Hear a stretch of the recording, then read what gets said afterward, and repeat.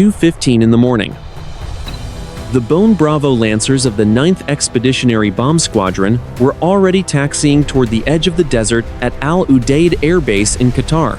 This was not a training exercise or a routine show of force, but a heavy payload strike authorized by the National Command Authority exactly 45 minutes earlier.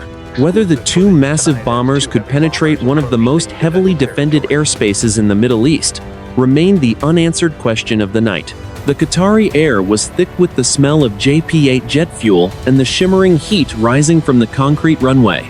High above, the stars were sharp and cold, appearing indifferent to the 300,000 pounds of steel and high explosives about to take flight. The aircraft, known affectionately by their crews as the Bone, were moving shadows against the orange glow of the distant perimeter lights. With their wings swept forward for takeoff, the Lancers looked like prehistoric predators stalking across the tarmac. Each bomber carried 24 AGM-158 Joint Air-to-Surface Standoff missiles, representing the most concentrated conventional strike capability in the entire United States Air Force inventory. The weapon systems officers in the back of the cockpit monitored the digital health of each missile, ensuring the guidance systems were aligned, and the thermal batteries were ready for the long flight ahead. Inside the cockpit of the lead aircraft, the air was pressurized and filtered, carrying the faint metallic scent of electronics and recycled oxygen. The pilot and co-pilot worked through the final pre-flight checklists with the disciplined precision of men who had done this 1,000 times. There was no chatter on the radio. The mission was running under strict emissions control, meaning every sensor and every radio was in passive mode to avoid detection by regional intelligence networks. The only sound was the low, persistent whine of the auxiliary power units and the heavy breathing of the crew through their flight masks. At exactly 2:24 in the morning, the lead Bone Bravo reached the hold short line of the primary runway. The pilot pushed the 4 throttles forward, and the 4 General Electric F-101 engines began to howl. The sound was not a simple noise, but a physical weight that pressed against the chest of anyone within a mile of the flight line. The 4 engines produced over 120,000 pounds of thrust, vibrating the air until it felt like a solid object. The pilot released the brakes, and the massive bomber began to roll. The acceleration was violent and sustained. The aircraft gained speed rapidly, passing 100 knots, then 160, then 200. The wings, extended to their maximum span, bit into the thick desert air and began to generate lift. At 220 knots, the pilot pulled back on the control stick, and the nose of the Lancer lifted toward the stars. The main landing gear left the concrete with a final shudder, and the heavy bomber climbed into the darkness, followed 30 seconds later by its wingman. The two aircraft established a climb rate of 3,000 feet per minute, heading northeast toward the Persian Gulf. Below them, the lights of Doha began to fade into the distance, replaced by the black void of the sea. The mission profile required them to fly at an altitude of 26,000 feet until they reached their first refueling point over the water. The fuel load alone weighed nearly 200,000 pounds, a critical resource that would be depleted long before they reached their targets in southern Iran. As the bombers leveled off, the weapons systems officers began the long process of programming the target coordinates into the missile flight computers. The objective was the Abadan oil refinery, a massive industrial complex that served as the beating heart of the Iranian energy sector.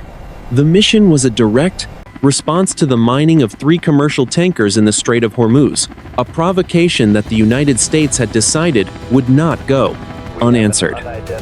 The refinery was protected by a dense network of H-Q-9 surface-to-air missiles and tracked by advanced radar systems provided by foreign adversaries. The crew felt the slight vibration in the airframe as the swing wings began to move back, streamlining the aircraft for high-speed cruise. The Bone Bravo was designed for this specific environment, a high-speed, low-altitude penetration of enemy territory. But tonight, they would be operating at high altitude to maximize the range of their standoff weapons. The silence in the cockpit was absolute. broken only by the occasional click of a switch or the hum of the cooling fans. They were now 30 minutes from the coast of Iran, moving at 540 knots through the moonless sky. 2:30 in the morning. The Persian Gulf. The two Bone Bravo Lancers maintained a steady course at 26,000 feet, their radar signatures minimized by the vast, empty expanse of the dark water below. While the crews focused on the technical requirements of the flight, the weight of the geopolitical crisis that brought them here hung heavy in the silent cockpit. This mission, designated Operation Vulcan Reach, was the culmination of 10 days of escalating tension that had pushed the region to the brink of a general war. The red line had been crossed 72 hours earlier, when 3 commercial tankers were struck by limpet mines while transiting the narrowest point of the Strait of Hormuz. The intelligence gathered by the United States Navy Fifth Fleet was conclusive. The mines were of a specific design used exclusively by the maritime forces of the Islamic Revolutionary Guard Corps. One of the tankers, a Japanese-flagged vessel carrying 60,000 barrels of crude oil, had suffered a catastrophic hull breach, resulting in a massive spill that threatened the delicate ecosystem of the Gulf. The Iranian government denied involvement, but satellite imagery from the National Reconnaissance Office showed fast attack craft departing, just hours before the explosions. For the National Security Council in Washington, the evidence was an undeniable signature of state-sponsored provocation. The decision to strike the Abadan oil refinery was not made lightly. The President of the United States had been presented with 3 options by the Commander of Central Command. The first was a limited strike on the fast attack boat bases, which was deemed too narrow to deter future aggression. The third was a comprehensive campaign against Iranian integrated air defense systems, which risked a full-scale regional conflict. The second option, a precision strike against the Abadan refinery, was chosen as a calibrated response. By targeting the refinery, the United States intended to sever the primary source of refined petroleum for the Iranian military while avoiding high civilian casualties. It was a message written in fire. The cost of closing the strait would be the collapse of the Iranian energy economy. Inside the lead bomber, the mission commander reviewed the tactical updates sent via the Link 16 data network. The refinery at Abadan was a sprawling industrial labyrinth of distillation towers, cracking units, and storage tanks. It produced nearly 25% Iran's domestic gasoline and a significant portion of the high-grade fuel used by its Air Force and Navy. Taking it offline would not just be a symbolic blow, it would create a massive logistical bottleneck that would take months, if not years, to repair. The weapons systems officers adjusted the impact points for the AGM-158 missiles, ensuring that the kinetic energy of the warheads would be directed at the most critical infrastructure nodes. The atmosphere in the cockpit remained professional and clinical. The only sensory indication of the gravity of the mission was the faint, ozone-like smell of the high-powered electronics and the cold, blue light reflecting off the flight suits of the crew. They were flying through a space where diplomacy had failed and only the cold math of military force remained. Every sailor on the cruisers and destroyers of the 7th Fleet, every pilot on the carrier, Gerald R. Ford, and every soldier in the region was currently at a high state of readiness, waiting for the first reports of the strike to reach the world. As the bombers approached the final waypoint before the ingress into the Iranian Air Defense Identification Zone, the pilot felt the slight change in the aircraft's trim. The Bone Bravo was a thirsty machine, and the fuel gauges were dropping steadily. Ahead of them, a KC-46 Pegasus tanker was waiting at a designated refueling track, its navigation lights dimmed to the lowest visible setting. The process of taking on 70,000 pounds of fuel while moving at 400 knots in total darkness would be the next critical hurdle. One mistake would end the mission before a single missile was fired. The geopolitical context was clear to every man in the formation. They were the tip of a very long and very heavy spear. If they succeeded, they might prevent a larger war by demonstrating overwhelming capability and resolve. If they failed, or if the civilian casualties were too high, The resulting escalation could set the entire Middle East ablaze. The pilot adjusted his oxygen mask and gripped the control stick a little tighter. The time for briefings and policy debates was over. The mission was now a matter of stick, rudder, and the precision of the machines they commanded. 3 a.m. The northern reaches of the Persian Gulf. 2 EA-18 Gulf Growlers, launched from the deck of the USS Gerald R. Ford, banked hard toward the Iranian coastline to begin the electronic suppression phase of the mission. Their primary task was to blind the integrated air defense network that guarded the approach to the Abadan refinery.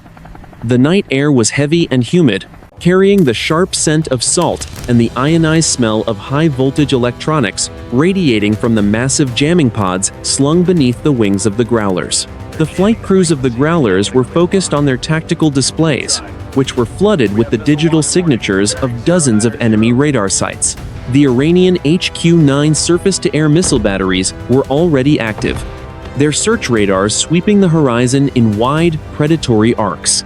To the naked eye, the sky was a black void, but in the electromagnetic spectrum, it was a chaotic battlefield of pulses, frequencies, and coded bursts.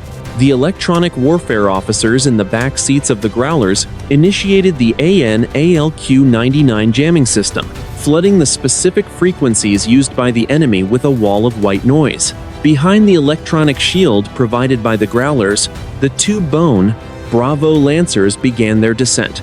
They dropped from 26,000 feet to a mere 500 feet above the surface of the water, a maneuver designed to hide the massive bombers in the radar clutter reflected from the waves. The pilot of the lead Lancer felt the aircraft shudder as it hit the denser air near the sea, the terrain-following radar taking control of the flight surfaces to maintain a precise altitude. The sea was a dark, churning mass of whitecaps, illuminated only by the faint glow of the cockpit instruments.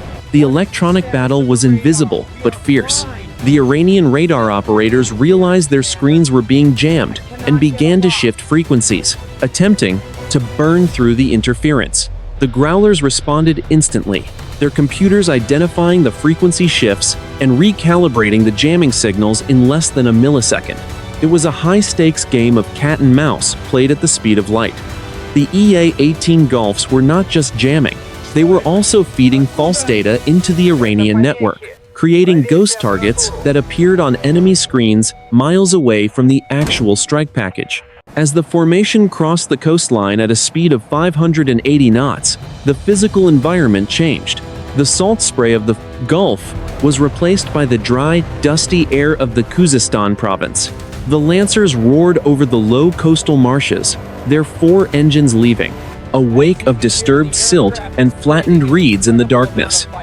The noise was muffled by the low altitude, the sound waves trapped between the aircraft and the ground, creating a rolling thunder that followed the bombers like a shadow. The weapons systems officers reported that the primary target was now 45 miles away. The Abadan refinery was a forest of steel and flame,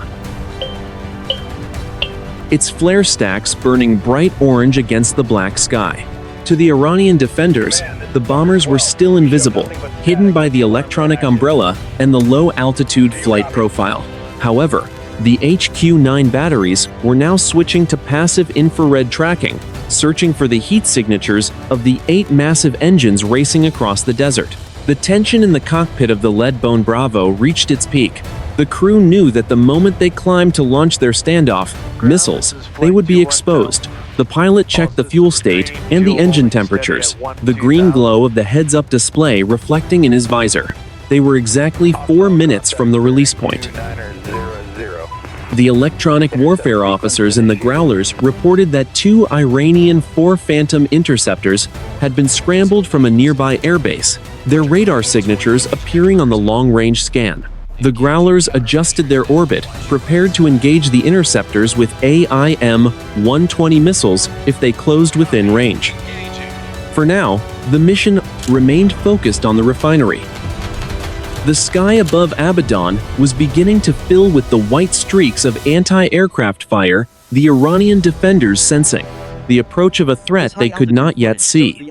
The air was thick with the smell of desert dust and the ozone of the jamming equipment, a sensory precursor to the violence that was about to erupt. 3:15 in the morning. The KC-46 Pegasus tanker was a lone, dark shape hanging over the center of the Persian Gulf. The two Bone Bravo Lancers were closing the gap from the south, their fuel reserves reaching a critical state after the high-speed transit from Qatar. This was the most vulnerable moment of the mission, where three massive aircraft would be linked by a single pipe of high-pressure fuel in total darkness, miles from friendly territory.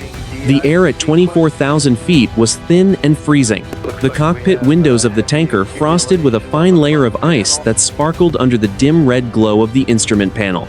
Miles from friendly territory. The air at 24,000 feet was thin and freezing. The lead Bone Bravo moved into the pre-contact position, hovering just 50 feet below and behind the tail of the Pegasus. The pilot of the bomber used tiny, incremental movements of the throttles to match the speed of the tanker exactly. At 400 knots, the wake turbulence from the larger aircraft made the heavy bomber buck and heave like a ship in a storm. The boom operator aboard the Pegasus, lying prone in the rear of the aircraft and looking through high-definition 3D cameras, lowered the refueling boom. The long, telescopic pipe extended toward the receptacle located just behind the bomber's cockpit. The connection was made with a metallic clunk that vibrated through the entire airframe of the Lancer. Immediately, fuel began to surge through the lines. At a rate of 1,200 gallons per minute, the smell of aerosolized fuel, faint but distinct, filtered through the environmental control system at a rate of 1,200 gallons per minute. The smell of aerosolized fuel, faint but distinct, filtered through the environmental control system, mixing with the dry, recycled air of the cockpit. For 8 minutes, the two aircraft flew as one, a delicate dance of physics and nerves. The pilot's hands were steady, but his flight suit was damp with sweat from the intense concentration required to stay in the contact box, while maintaining total radio silence. Once the tanks were topped off with 70,000 pounds of additional fuel, the lead Lancer disconnected, banking smoothly to the right to make room for its wingman. The second bomber moved into position, and the process was repeated, with the same clinical efficiency. With full tanks, the bombers now had the range to complete the strike and return to base. Even if they were forced into fuel-consuming high-speed maneuvers or extended low-altitude flight, the Pegasus retracted its boom and turned south, disappearing into the darkness as it headed back toward the safety of the Arabian Peninsula. The Lancers now turned their noses toward the launch box, a specific geographical coordinate 60 miles off the coast of Iran. The weapons systems officers began the final sequence for the 48 AGM-158 missiles nestled in the internal bomb base. Each missile was a masterpiece of low observable technology designed to cruise at subsonic speeds while hugging the terrain to avoid radar detection. The target data-specific GPS coordinates for the refinery's cracking towers and fuel manifolds was uploaded into the onboard computers of each missile. The environment inside the bomber became increasingly focused. The only light came from the multifunction displays, casting a ghostly green and blue tint on the faces of the crew. The vibration of the four engines was a constant, reassuring hum, a reminder of the massive power at their disposal. Outside, the horizon was a blur of black sea and purple sky, the first hint of pre-dawn light, beginning to bleed into the Far East. They were now less than 10 minutes from the release point, moving at Mach 0.92.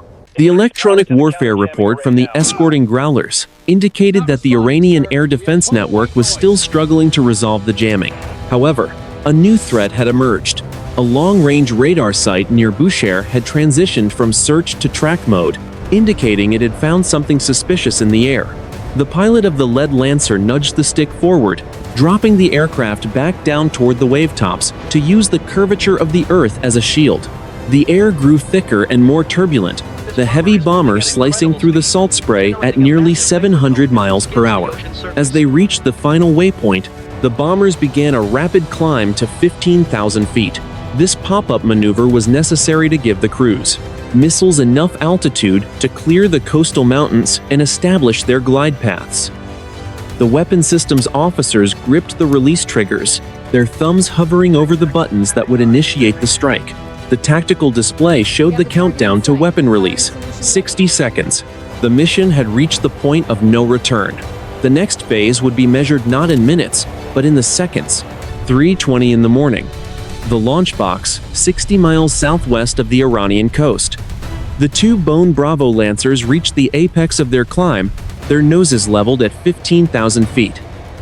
The transition from the low-altitude turbulence to the smooth, thin air of the mid-levels was instantaneous. In the back of the lead bomber, the weapon systems officers confirmed the final GPS coordinates and the infrared target templates for the primary objectives. There was no more time for adjustment. The mission had reached the moment of execution. The triggers were squeezed simultaneously in both cockpits. In the belly of the lead Bone Bravo, the heavy rotary launchers began to cycle with a mechanical groan that could be felt through the floorboards of the crew compartment. The first 4 AGM-158 joint air-to-surface standoff missiles dropped into the cold slipstream, their wings snapping open with a sharp metallic crack. 3 seconds later, the small turbojet engines ignited, sending a streak of white fire trailing behind each weapon. The sharp chemical bite of burning propellant momentarily overwhelmed the filtered air of the cockpit as the missiles accelerated toward the coast. Within 2 minutes, 48 missiles were in the air, a swarm of low observable predators skimming the desert floor at 500 miles per hour. The first missile struck the primary distillation tower at the southern end of the Abadan complex. The 1,000-pound warhead punched clean through the 3-inch steel jacket before detonating in the heart of the pressurized crude oil. A fireball, the color of a dying sun, erupted instantly, rising 200 feet into the air and bleaching the surrounding desert white. The tower, a structure weighing hundreds of tons, was shredded from the inside out, its lattice steel frame collapsing into a molten heap of twisted metal. Secondary explosions followed within seconds as the intense heat reached the adjacent storage tanks.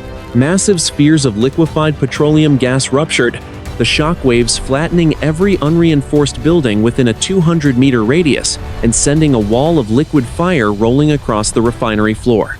The Iranian air defense batteries, blinded by the jamming of the Growlers but alerted by the massive explosions, began firing blindly into the pre-dawn sky. The H-Q-9 surface-to-air missile launchers pivoted toward the coast, their missiles shrieking off the rails in a desperate attempt to find a target. In the electronic fog, white streaks of exhaust crisscrossed the sky. The sound of the launches a series of rhythmic thuds that vibrated through the ground. On the refinery floor, the defenders were in a state of total chaos. Security forces and technicians ran from the encroaching fire, their voices drowned out by the deafening roar of burning high-pressure gas. Anti-aircraft guns, the ZU 23mm cannons, opened fire in long, frantic bursts, filling the air with thousands of glowing red tracers that arched harmlessly over the low-flying cruise missiles. Thick, oily smoke began to boil into the atmosphere, creating a black canopy that blotted out the stars and reflected the orange glow of the inferno below. The heat from the initial impacts was so intense that the infrared sensors on the Bone Bravos began to saturate, showing the refinery as a single, massive, white-hot bloom on the tactical displays.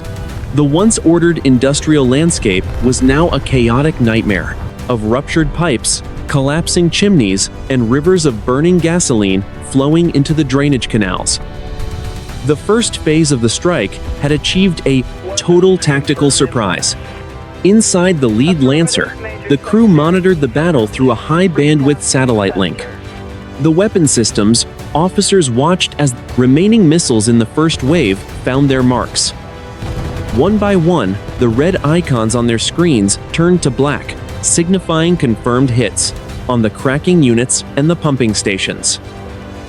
The professional detachment of the crew was absolute, their focus entirely on the technical performance of the weapons.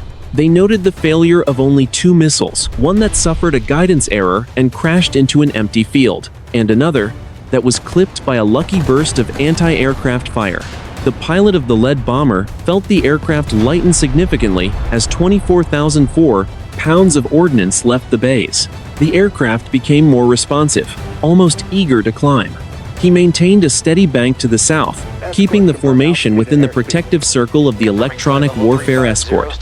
The air around the bombers remained clear of enemy interceptors for the moment, but the radar warning receivers were beginning to chirp with increased frequency.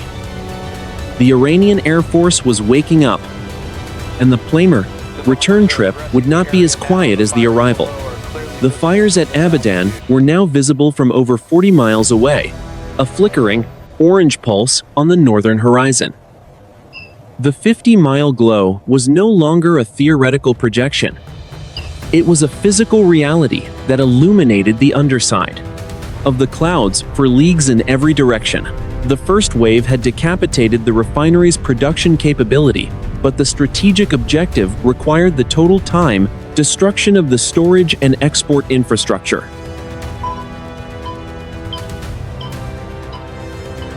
The crews prepared for the second pass, their hands steady on the controls as they navigated the edge of a widening war. 3:25 in the morning, the Abadan refinery complex. The second wave of 24 AGM-158 missiles was already in the final terminal phase of its flight, their infrared seekers locked onto the massive fuel storage tanks. The mission objective had shifted from the vertical distillation towers to the horizontal sprawl of the tank farm, a grid of 80 steel reservoirs holding 400,000 barrels of refined petroleum.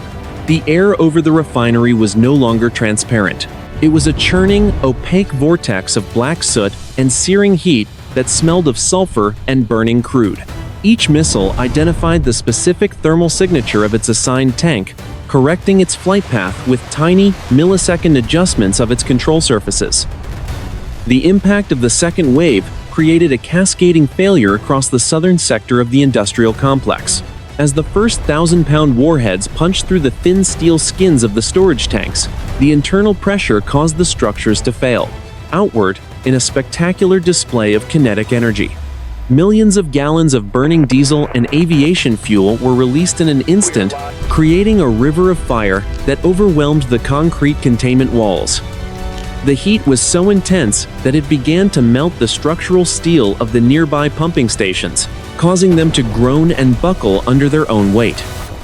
The sound was a continuous, low-frequency roar that could be felt in the floorboards of houses 10 miles away. High above the chaos, the two Bone Bravo Lancers maintained their orbits, their sensors providing a high-definition view of the destruction. The weapons systems officers monitored the battle damage assessment in real time. On their screens, the refinery looked like a map of the sun, with white-hot blooms indicating where the fuel reservoirs had been breached. The strategic goal was being realized with every passing second. The export capability of the Abadan facility was being systematically dismantled. The United States Air Force crews operated with a cold, professional detachment, their hands moving over the touchscreens to catalog the destroyed assets and confirm the secondary explosions. The refinery's primary export pipeline, a 48-inch steel throat that carried fuel to the loading terminals on the Shat al-Arab waterway, was the next target. 3 missiles struck the pipeline manifold simultaneously, severing the connection and sending a geyser of burning oil high into the air. The pressure drop was detected by the refinery's automated systems, but there were no personnel left in the control rooms to react. Most had either perished in the initial blasts or had fled into the surrounding desert. The few who remained were trapped between the advancing wall of fire and the jagged remains of the security perimeter. The environment around the refinery had been transformed into a localized weather system. The massive heat rising from the fires created a powerful updraft, sucking in the cool night air from the Gulf and creating gale force winds that whipped the flames into towering fire whirls. These pillars of fire, some reaching 300 feet in height, moved across the complex like living things, incinerating anything in their path. The sky above was no longer black or even orange. It was a bruised, sickly purple, illuminated from below by the constant pulse. It was a bruised, sickly purple, illuminated from below by the constant pulse of exploding fuel cells. 50 miles to the south, The crews of the United States Navy destroyers patrolling the Persian Gulf looked toward the horizon and saw the glow. It was a shimmering, unnatural light that looked like a premature sunrise, casting long shadows across the decks of the ships. The sensor operators on the USS Mason reported that the thermal signature was the largest they had ever recorded from a conventional strike. The fires were so large and so hot that they were being tracked by weather satellites in geostationary orbit, appearing as a bright red scar on the face of the planet. Inside the cockpit of the lead-bone Bravo, the pilot checked his clock. They had been over the target area for exactly 12 minutes. The mission was 80% complete, but the most dangerous part, the egress through the reinforced air defense zones, was about to begin. The electronic warfare officers reported that the Iranian Air Force had scrambled more interceptors from the interior bases, and the long-range radars were now working together to triangulate the position of the bombers. The air in the cockpit was tense, the smell of recycled oxygen and sweat, a sharp contrast to the clinical data on the screens. The final 4 missiles were released to target the refinery's emergency power plant and the water treatment facility. These were denial-of-service strikes, intended to ensure that the refinery could not be easily rebuilt or restarted in the coming months. As the last of the ordnance left the bomb bays, the pilot pulled the Lancer into a steep, high-G turn to the south. The bombers were now lighter, faster, and ready to run for the safety of the open sea. Behind them, the Abadan refinery was a tomb of steel and fire, a monument to the devastating precision of modern American air power. 3:28 in the morning. The edge of the Iranian coast. The 2 Bone Bravo Lancers were pushing their 4 engines into full afterburner, the orange-white plumes of fire extending 30 feet behind the exhaust nozzles as they clawed for altitude. The heavy bombers were no longer trying to hide. They were racing for the blue water safety of the Persian Gulf at Mach 1.2. The electronic warfare officers in the escorting Growlers shouted a warning over the encrypted net. The Iranian H-Q-9 battery at Bandar-e-Mashar had achieved a momentary burn-through of the jamming and had transitioned to a hard terminal lock on the trailing bomber. The trigger was pulled on the ground. 2 H-Q-9 surface-to-air missiles shrieked off their vertical launch rails, a massive twin column of white fire and gray smoke punching upward into the night sky. The acceleration of the missiles was staggering, reaching Mach 4 in less than 5 seconds. The heat blast from the launches scorched the desert floor for 50 meters, leaving a glowing ring of vitrified sand. The missiles arced over the coastal dunes, their internal radar seekers slaving onto the massive infrared signature of the Bone Bravo's 4 straining engines. The sound of the launch was a series of tectonic thuds that echoed across the marshes, signaling that the Iranian defenders had finally found their mark. The lead missile reached its intercept point 3 seconds later. It did not hit the aircraft directly, but detonated its high-explosive fragmentation warhead exactly 20 meters from the wingman's right horizontal stabilizer. The blast bleached the sky white for a fraction of a second, a spherical expansion of tungsten shrapnel and superheated gas. The shockwave slammed into the Lancer with the force of a high-speed collision, punching hundreds of jagged holes through the aluminum skin and severing the hydraulic lines to the outer wing flap. The bomber shuddered violently, the nose pitching up as the flight control computers struggled to compensate for the sudden loss of lift. Inside the cockpit, the master caution lights flashed a steady, rhythmic red, and the smell of aerosolized hydraulic fluid, bitter and chemical, began to leak into the pressurized cabin. The pilot of the wounded bomber reacted instantly, his training overriding the surge of adrenaline. He slammed the control stick hard forward and to the left, wrenching the 90-ton aircraft into a descending brake turn that pushed the crew into their seats with 4 times the force of gravity. Deploying decoys. Flares, flares, flares, he shouted over the internal comms. From the underside of the fuselage, a cloud of magnesium flares erupted in a brilliant white cascade, burning at over 2,000 degrees to confuse the heat seekers. Simultaneously, the aircraft deployed its ALE-50 fiber optic towed decoy. The small, missile-shaped device reeled out on a long cable, emitting a massive radar signature that made it appear larger and more tempting than the bomber itself. The second HQ-9 missile took the bait, diving toward the decoy and detonating 400 feet behind the aircraft in a harmless cloud of orange fire. The immediate aftermath was a scene of controlled chaos. The sky was filled with the fading trails of the surface-to-air missiles and the cooling embers of the flares. The wingman's aircraft was trailing a thin stream of white hydraulic vapor, but the engines were still producing full thrust. The pilot leveled the wings at 3,000 feet, skimming the whitecaps of the Gulf as the formation crossed the 12-mile limit into international airspace. The Iranian radar operators, their primary targets having survived the initial volley, began to lose the track as the Growlers redoubled their electronic noise, drowning the coastal displays in a sea of digital static. The crew of the wounded Bone Bravo felt the deck beneath their feet vibrating with a new, uneven rhythm. The damage was significant, but the airframe was holding. The co-pilot worked through the emergency checklists, isolating the ruptured hydraulic circuits and shifting the load to the redundant systems. The air in the cockpit remained thick with the scent of ozone and the metallic tang of fear, but the voices on the radio were calm and professional. They had survived the gauntlet. Behind them, the Iranian coast was a jagged black line, punctuated by the rising pillars of smoke from the Abadan refinery. The two bombers established a steady climb, heading for the high-altitude refueling track where the Pegasus tanker was waiting to escort them home. The mission commander looked at his tactical display. The Iranian interceptors had turned back, unwilling to follow the American strike package into the teeth of the carrier strike group's air defense bubble. The Battle of the Coast was over. The physical sensation of the G-loads was replaced by the steady, heavy pull of the climb. The crews allowed themselves their first deep breaths in 20 minutes, their eyes fixed on the distant, reassuring lights of the fleet. 3:45 in the morning. High above the center of the Persian Gulf, the two Bone Bravo Lancers had climbed to 32,000 feet, seeking the smoother, colder air of the upper atmosphere to stabilize the damaged wingman. Behind them, the northern horizon was no longer black. A massive, pulsing dome of orange light pushed against the underside of the cloud deck, stretching across the coastline of the Khuzestan province. This was the 50-mile glow, a physical manifestation of the 300 million cubic feet of natural gas and refined petroleum, currently incinerating at the Abadan complex. Even at this distance, the weapons systems officers could see the jagged spikes of white light, where secondary explosions continued to rip through the storage farms.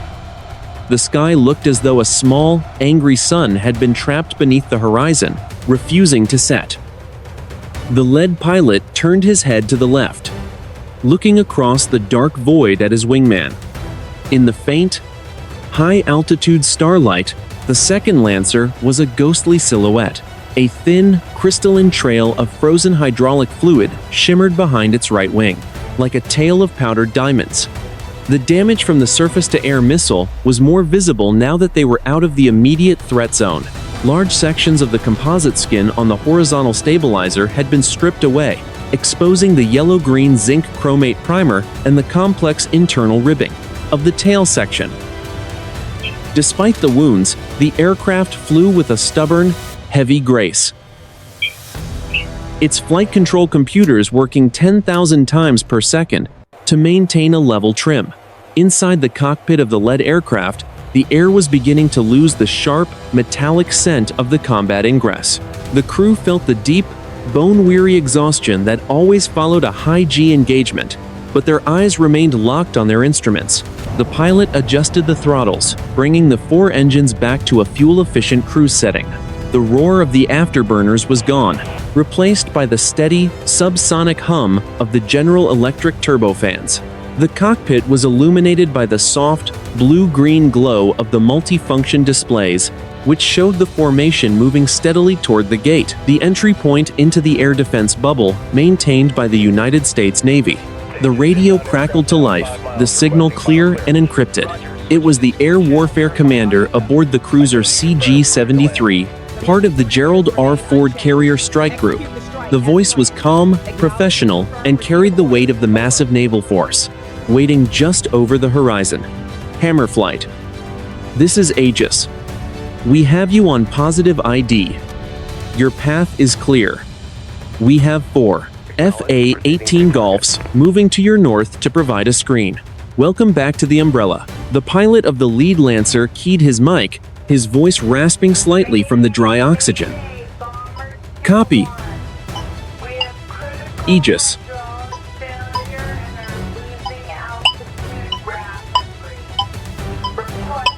We have one aircraft with restricted maneuverability and a slow hydraulic leak.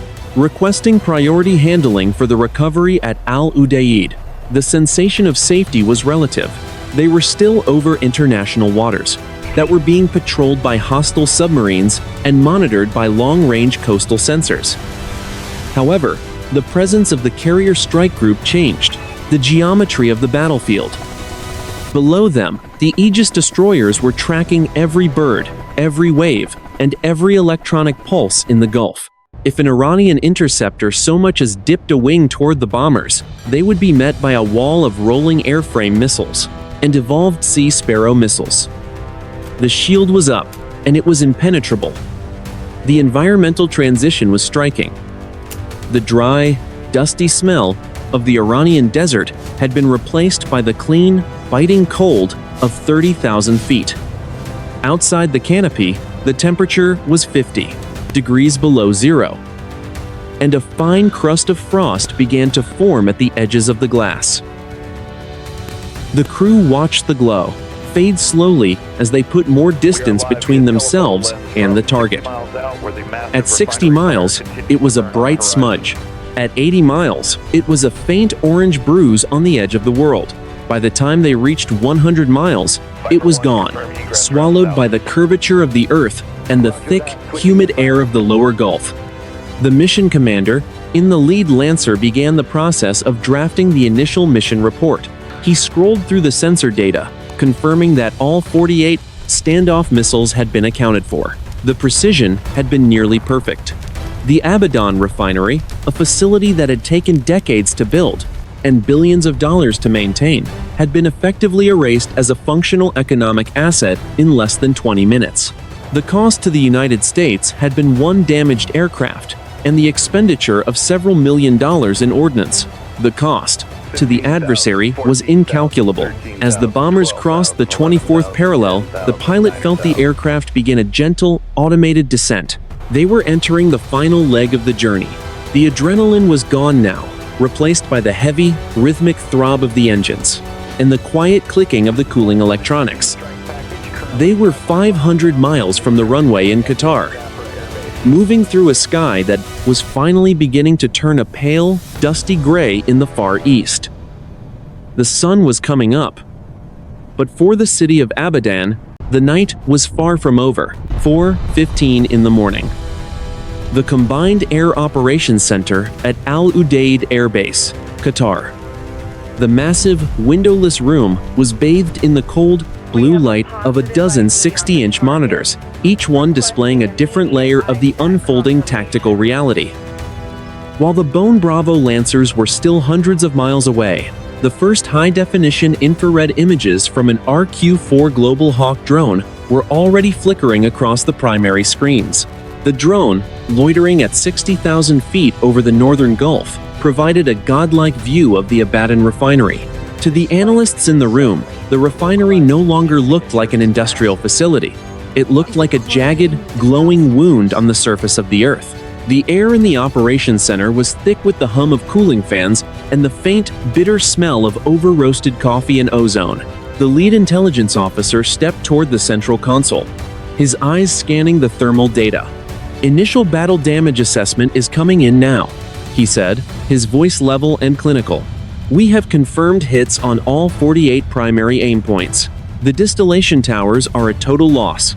On the screen, the three main towers, the vertical spine of the refinery, were visible only as skeletal ruins surrounded by white-hot debris. The 1,000-pound warheads of the AGM-158 missiles had not just damaged the structures, they had vaporized the internal piping and the heavy steel jackets. The thermal signature indicated temperatures in the thousands of degrees, high enough to melt the surrounding concrete foundations. The systematic destruction of the storage farm was even more absolute. The analysts counted 62 separate fuel reservoirs that had either been destroyed or were currently involved in massive secondary fires. Based on the volume of the tanks, the United States Central Command estimated that over 4 million barrels of refined petroleum had been lost in the first 40 minutes of the strike. This represented nearly 80% of the refinery's total storage capacity. The river of fire that had breached the containment walls was now 3 meters deep in some places, flowing into the secondary cooling canals and turning the water into a boiling slurry of oil and steam. The technical report moved to the infrastructure nodes. The primary pumping station, located at coordinates 30 degrees 20 minutes north, 48 degrees 17 minutes east, had been struck by 2 missiles simultaneously. The facility was the single point of failure for the entire export line, and the imagery showed it had been leveled. The electrical substation and the water treatment plant were also confirmed destroyed, ensuring that even if the fires could be extinguished, the refinery would lack the power and the cooling water necessary to begin the years-long process of reconstruction. The strategic objective, the total neutralization of Abadan as a regional energy hub, had been achieved with a surgical, almost mathematical precision. The report also detailed the suppression of enemy air defenses. The Iranian H-Q-9 battery near the coast, which had fired the missiles at the retreating Lancers, had been targeted by a follow-on strike of AGM-88 HARM missiles from the escorting Growlers. The radar van and 2 of the 4 TEL vehicles, the transporter erector launchers, were visible as charred, smoking hulks on the edge of the marshes. The battery was effectively out of the fight, its crew either dead or scattered. The kill box over the Khuzestan province was now empty of active enemy radar signatures, leaving the airspace open for further reconnaissance or strike operations if the National Command Authority ordered them. Inside the operations center, the data was being distilled into a formal briefing for the Pentagon. The numbers were staggering. The Iranian government had lost approximately 25% of its domestic gasoline production capability in a single night. The logistical impact on the Iranian military would be felt within 72 hours, as the reserves at the forward operating bases began to dwindle without the steady flow from Abadan. The analysts estimated the cost of the damage to be in the range of $12 billion, not including the long-term loss of export revenue and the environmental cleanup required for the massive oil spill in the Shatt al-Arab. Despite the scale of the destruction, the report noted that civilian casualties appeared to be remarkably low. The strike had been timed for the middle of the night, when the minimum number of technicians were on site. The precision of the joint air-to-surface standoff missiles allowed the warheads to be placed exactly on the industrial hardware, avoiding the nearby residential housing for refinery workers. The collateral damage estimate was placed at fewer than 15 non-combatants, a figure that the briefing noted would be critical for the inevitable diplomatic fallout in the United Nations. The commander of the Air Operations Center looked at the final tally. 48 missiles launched, 46 successful impacts, 1 damaged aircraft, and 0 American casualties. It was a textbook execution of the United States Air Force's long-range strike doctrine. The air in the room seemed to lighten as the mission complete notification was sent to the carrier Gerald R. Ford. The focus now shifted from the fires in Iran to the 2 bombers moving toward the Qatar coastline. 5:15 in the morning. The Qatar coastline. The 2 Bone Bravo Lancers crossed the shoreline at 10,000 feet, their landing lights cutting through the hazy, pale gray of the Arabian dawn. After 4 hours of high-stakes combat and a 1,000-mile round trip, the heavy bombers were finally entering the terminal approach for Udeid Air Base. The mission had been a surgical success, but the physical evidence of the Iranian counterstrike was still visible on the wingman's airframe. The humid desert air, thick with the smell of dust and the salt spray of the Persian Gulf, felt heavy against the aircraft as they descended into the denser atmosphere near the sea. The lead Bone Bravo Lancer entered the landing pattern first, its wings swept fully forward for maximum lift at low speed. The pilot called out the gear extension, and the 3 massive sets of tires locked into place with a mechanical thud that echoed through the cockpit.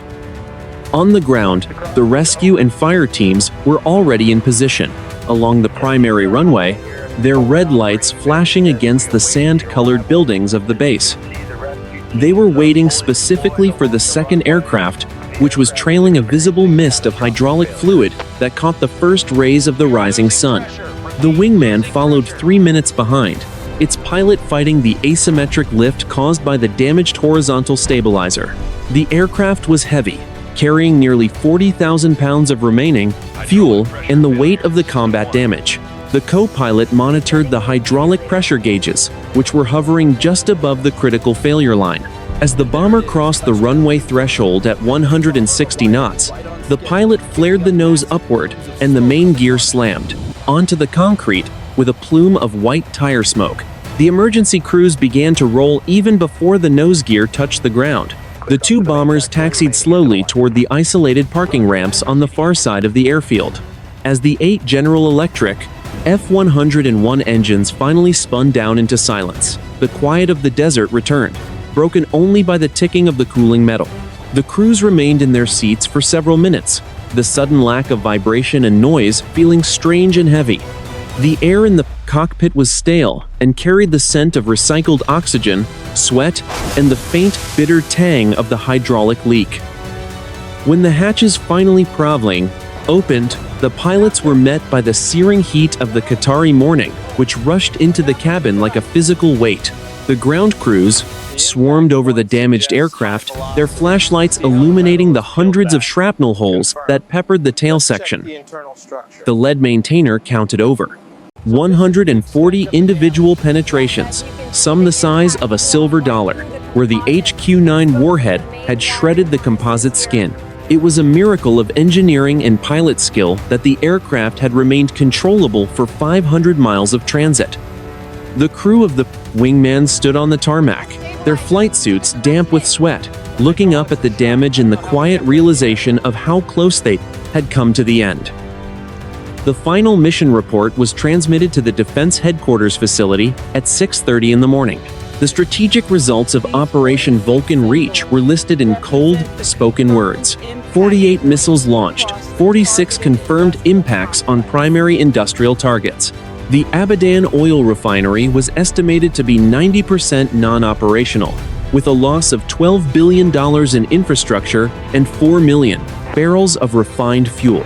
The production of high-grade aviation gasoline for the foreign military had been effectively neutralized for a period of no less than 18 months.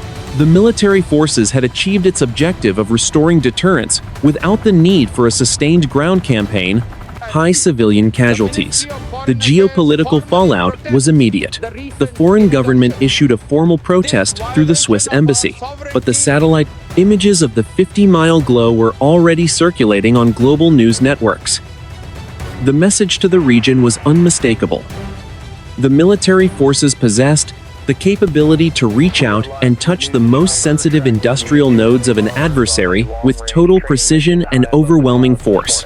For the crews of the 9th Expeditionary Bomb Squadron, however, the mission was simply another entry in the logbook. They had done the job they were trained to do, and the cost had been paid in steel and hydraulic fluid rather than human lives.